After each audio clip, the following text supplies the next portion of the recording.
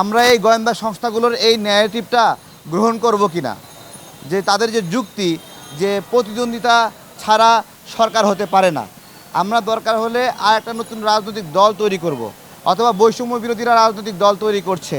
এখানে গণ অধিকার পরিষদ আছে, নূরের সংগঠন আছে, বিভিন্ন সংগঠন আছে। প্রতিদ্বন্দ্বিতার কোনো অভাব হবে না। প্রতিদ্বন্দ্বিতা ম্যানেজ করার জন্য আওয়ামী লীগকে ভাড়া করে আনতে হবে, এই সকল ন্যারেটিভ যেন কেউ না দেন। বড় দলগুলো তাদের আওয়ামী লীগের সাথে লড়াই করে করে অভ্যাস আছে, জামাতের আওয়ামী লীগের সঙ্গে লড়াই করে অভ্যাস আছে। এই জায়গা থেকে জামাত বিএনপি তারা চাইতে পারে যে আওয়ামী লীগ নিষিদ্ধ না হলে তাদের সমস্যা নাই, কিন্তু আমাদের সমস্যা আছে। কেন সমস্যা আছে?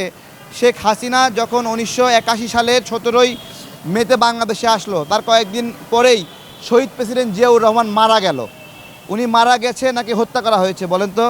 হত্যা করা হয়েছে, এবং এই হত্যায় শেখ হাসিনার দায় রয়েছে। শেখ হাসিনা জড়িত অনেকেই মনে করে। এই তদন্তটা কখনো হয়নি। শুধু তাই না, শেখ হাসিনা যখন বাংলাদেশে আসলো, বাংলাদেশে ছাত্রদের উপরে প্রথম বোমা হামলা হয় ঢাকা বিশ্ববিদ্যালয়ে শেখ হাসিনার ষড়যন্ত্রে। এবং এখানে বায়তুল মোকাররমে শেখ হাসিনা যখন 1981 সালে বাংলাদেশে আসলো, তখন একটা জনসমাবেশে শেখ হাসিনার দলের লোকেরা সাপ ছেড়ে দিয়ে 2জন মানুষকে হত্যা করেছিল, আরও অনেকে আহত হয়েছিল সেই সময়।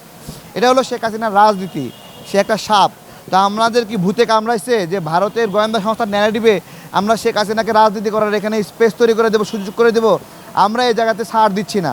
বড় বড় রাজনৈতিক দল যারা আছেন, বড় বড়, আপনাদেরকে ভালোবাসি, সম্মান করি, কিন্তু এসব উল্টোপাল্টা কথা বললে আমরা কিন্তু আপনাদের মুখোমুখি দাঁড়ায় যাব। আপনারা এগুলো বলবেন যে আওয়ামী লীগকে আপনারা ফ্যাসিবাদ মনে করেন না, ফ্যাসিস্ট শব্দ শুনতে চান না, আওয়ামী লীগ রাজনীতি করলে সমস্যা নাই, ভোটে আসলে সমস্যা নাই, নিষিদ্ধ চান না। আপনি চান না, খিস মেরে চুপ করে থাকেন। আপনি বলেন কেন আপনি চান না? আপনি চান না, এটা বলার অধিকার আপনাকে কে দিচ্ছে? আপনি নাই যেতে পারেন, আপনাকে আওয়ামী লীগ ভালো লাগতে পারে।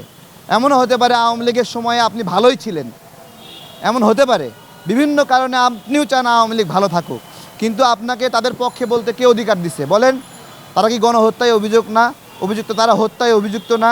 তারা কি ছাত্র জনতাকে খুন করেনি? তাহলে আপনি বলার কে যে আওয়ামী লীগ রাজনীতি করলে সমস্যা নাই?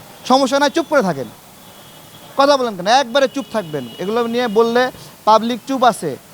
আমরা বুঝি না বড় বড় দলগুলো তাদের নেতাকর্মীদের মতামত নাই কিনা।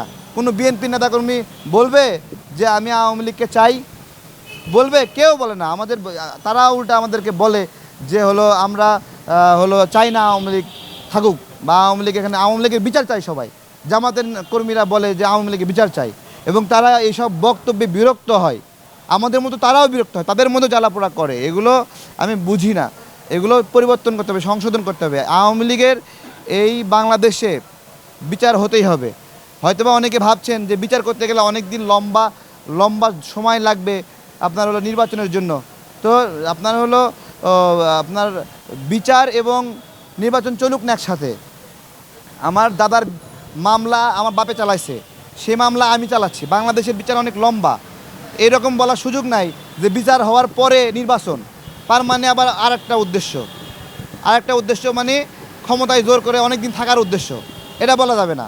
বলতে হবে বিচারের মতো বিচার চলবে আওয়ামী লীগের, এবং নির্বাচনের মতো নির্বাচন চলবে, এবং সেই নির্বাচনে আমরা আওয়ামী লীগকে অংশ নিতে দেব না। ধন্যবাদ।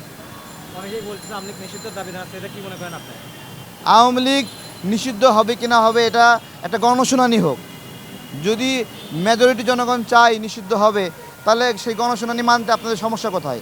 আর যদি জনগণ তাদেরকে মনে করে তাদের রাজনীতি করার দরকার আছে, তারা যদি জনগণকে বোঝাতে পারে, একটা গণশুনানি হোক না, একটা গণভোট হয়ে যাক যে আওয়ামী লীগ নিষিদ্ধ হবে কিনা।